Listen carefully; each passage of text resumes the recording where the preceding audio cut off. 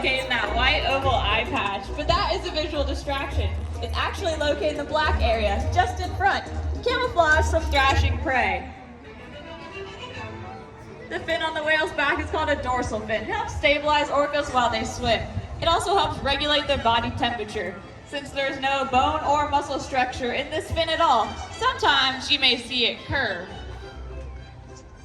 The pectoral flippers on either side of their body are mainly used for steering and stopping. Pectoral flippers have 5 bony digits inside of them, just like the human hand.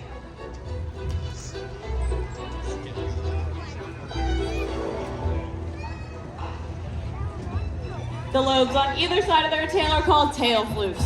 The tail flukes are the killer whale's engine, propelling them to speeds of almost 30 miles per hour. That's as fast as some of our speedboats. But they swim the fastest and use the most power when propelling their nearly 10,000-pound bodies all the way up and out of the water.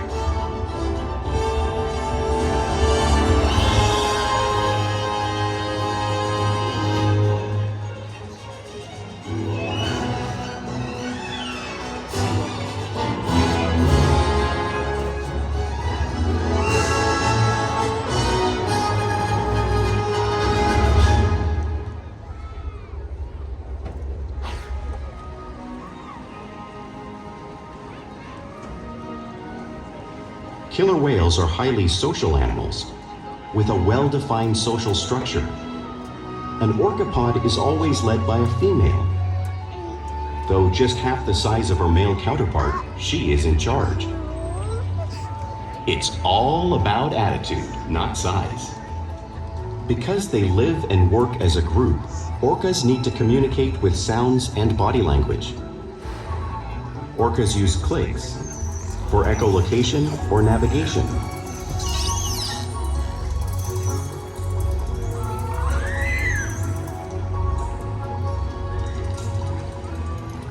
Whistles to socialize in the pod. And calls for group coordination and hunting.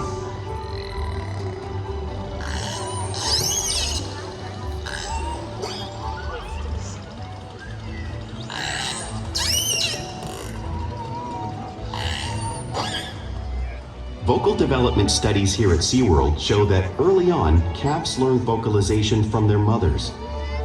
But as they grow, they learn from others close to them as well.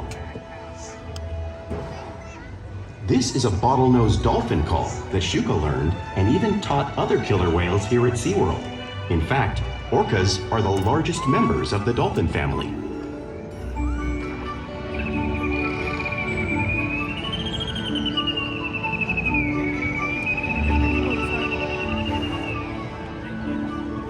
Whales here and in the wild use vocalization to communicate all the time. Like all animals, killer whales use body language as a form of their communication. They can use pectoral slaps at the surface of the water to show dominance or to get noticed. For example, a mother might use a pec slap to get her calf's attention.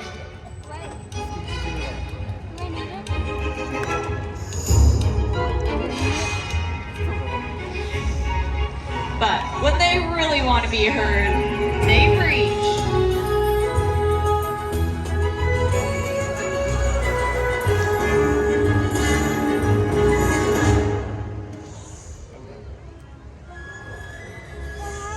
Killer whales can use spy hopping to get a better view of their environment and coordinate with each other while they hunt.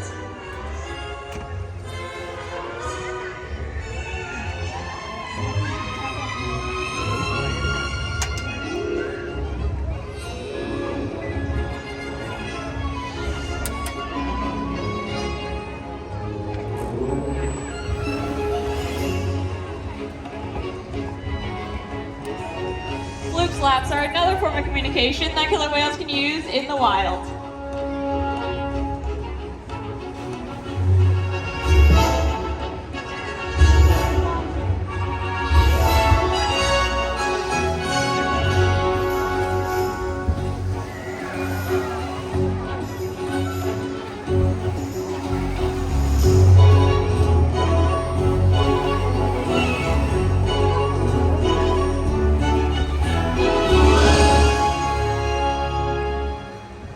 see, killer whales are excellent communicators, so it's no surprise they're at the very top of the ocean's food chain.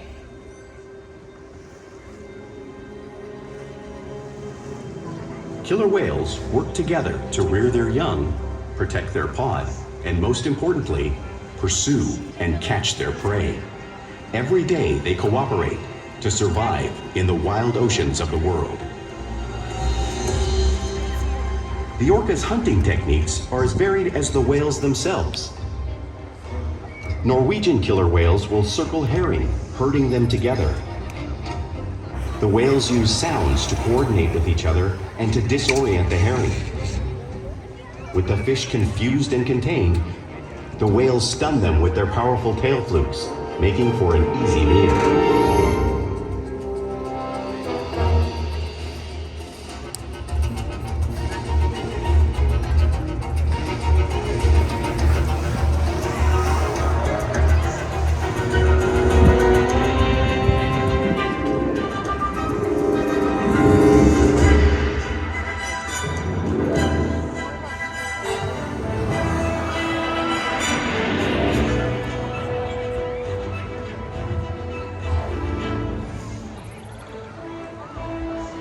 Killer whales in the southern hemisphere can actually capture sea lions by pulling them right off the beach.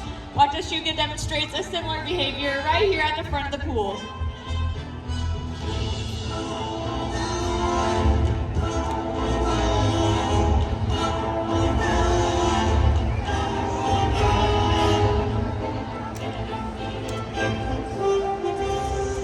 Antarctic orcas will actually create waves that wash over floating ice, knocking unsuspecting seals right into the water.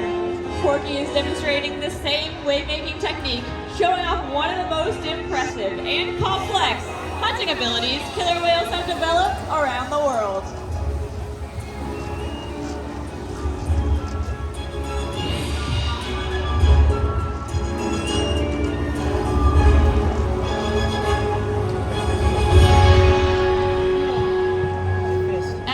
These waves crashing in front of you, but you can't truly imagine the amount of water displaced until you experience it for yourselves.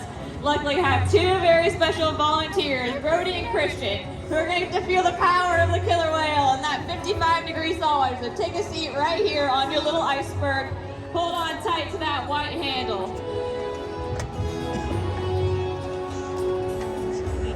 Who's ready to see him get wet?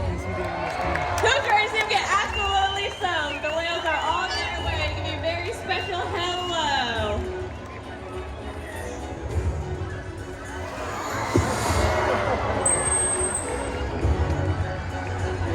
Very nice, guys. Looks like we got an entire section of volunteers. They're not even wearing a poncho. That's very, very brave. It's going to be a long ride home.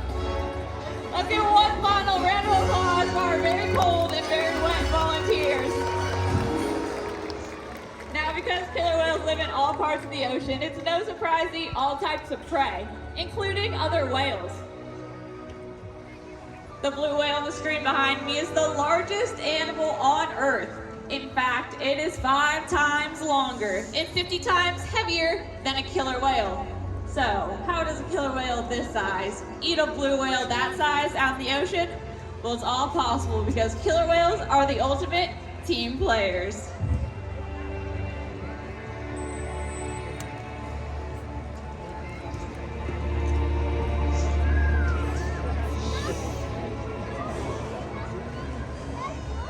In this example, we see the larger male orcas surround a sperm whale, forming a perimeter, while the females continue to drive the whale forward until it reaches exhaustion. The calves then move in to join the adults in the group. Whatever their prey, killer whales always cooperate and hunt together, making them a highly successful predator.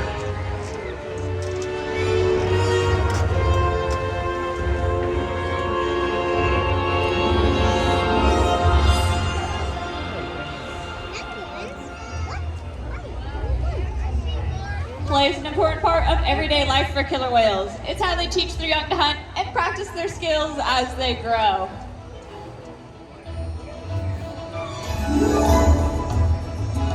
Killer always showing off their playful side, both out in the wild and right here at SeaWorld.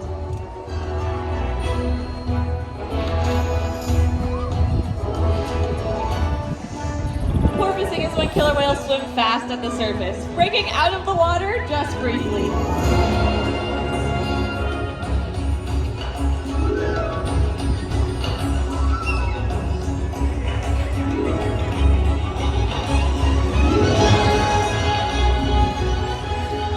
You can see them doing this when catching a ride in the wake of a boat or when surfing in an ocean wave.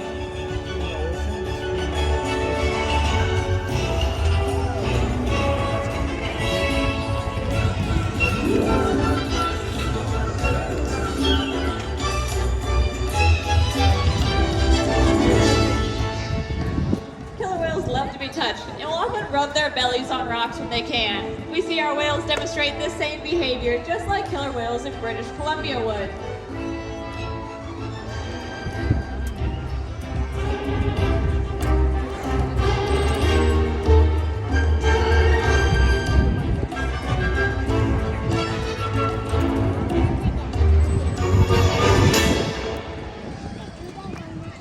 Killer whales in the wild will also imitate each other. We see it here at SeaWorld all the time. The whales always mimicking and learning from one another.